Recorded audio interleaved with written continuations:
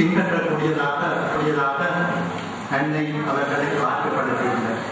எனவே அவர் சமூகத்தில் அவர்கள் சேவையாற்றக்கூடிய விதத்தில் அவர்கள் பெருமதிமிக்க பிள்ளைகளாக வளர வேண்டும் என்பதை அவர்களை அம்மா என்று அழைத்து எவ்வளவு தூரம் அவருடைய கோயில் நிர்வாகி என்பதும் குறிப்பிடத்தக்கது.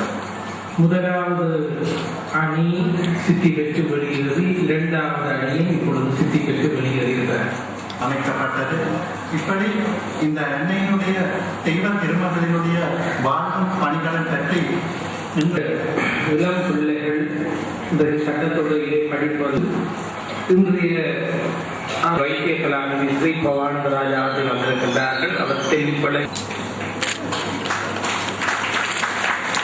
தென்னிப்பளை ஆதார வைத்தியசாலையுடைய அத்தியட்சகர் இந்த நிதியை பெற்றுக் கொள்கிறார்.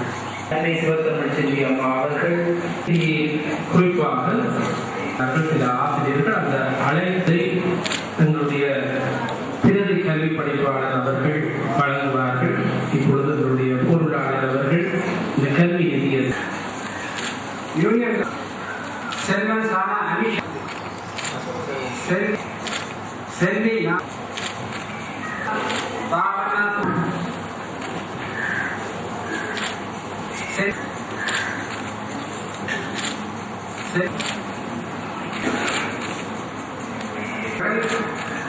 அந்த மாகாண நீலாம்பரி ஜாகினி